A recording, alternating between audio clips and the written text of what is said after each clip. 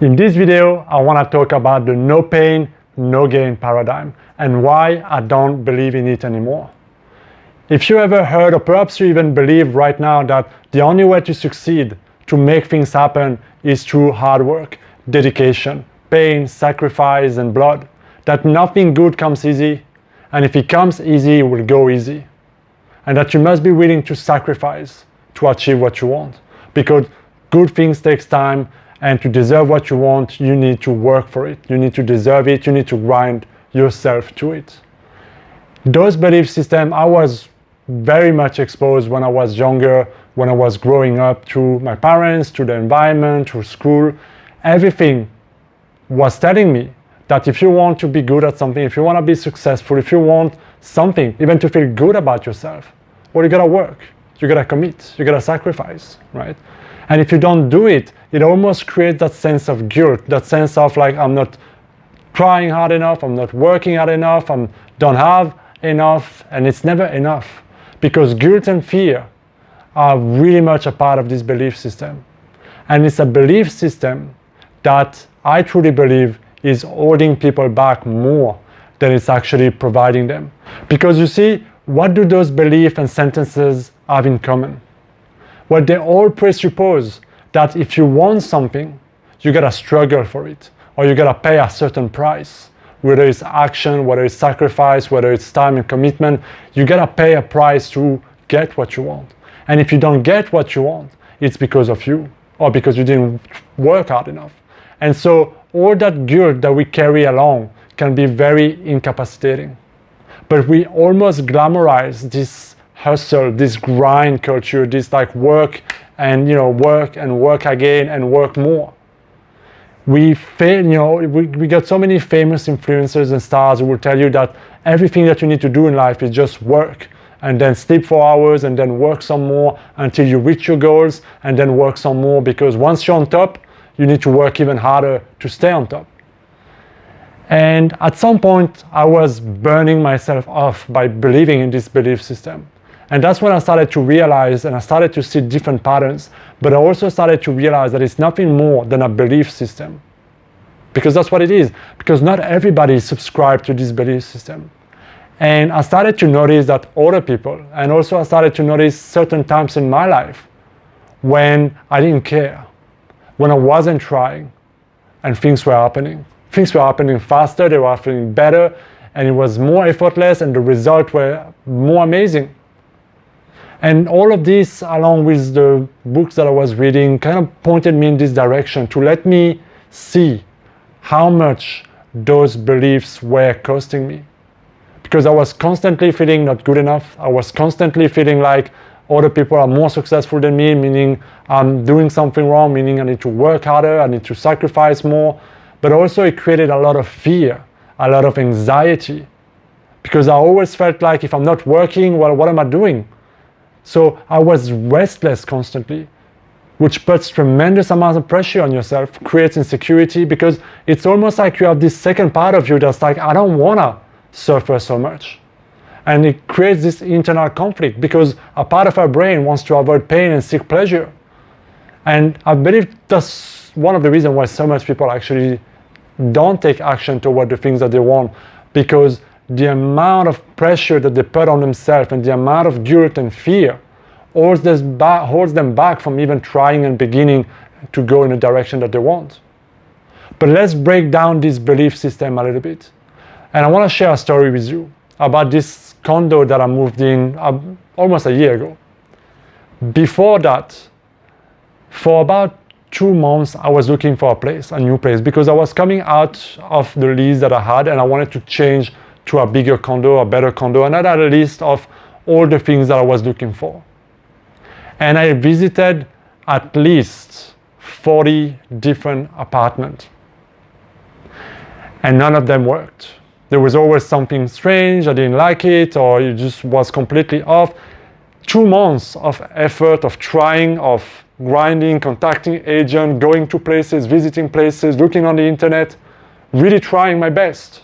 But in a lot of effort, I was even obsessed with finding the right place. And nothing happened. I was so frustrated, so pissed off that I just gave up pretty much. I was like, you know what?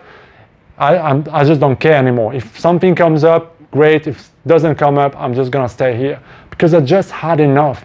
And the simple fact of surrendering that and be like, you know what, let's see what happened, brought me tremendous relief. And then I started focusing on other stuff, and I think it was about a week later that I got a message from the agent, and she told me, hey, I know you're still looking for places, so I've got 2 new listings here, and she sent me some photo, and she was like, if you want to go and visit, just let me know. And a voice in my head came in and said, oh, come on, I don't want to visit places anymore, and they don't really even look very nice. But thankfully, I had this intuitive moment where I was like, you know what, let's just go. Nothing, what's the worst thing that can happen? So I went to see the first place, didn't like it, and then I was like, all right, let's just see the second place, because why not?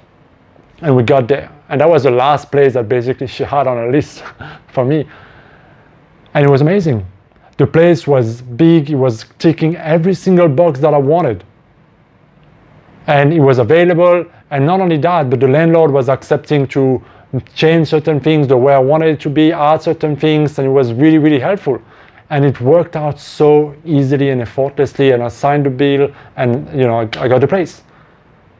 But the story here, the lesson here, is not really about the condo, but it's how effortless it became once I let go, and how life just provided me with an opportunity that probably was there all along, because the place was available for way before I actually moved in. And this happens so often now in my life and with my clients. When I let go, when I surrender, things start to manifest faster and easier.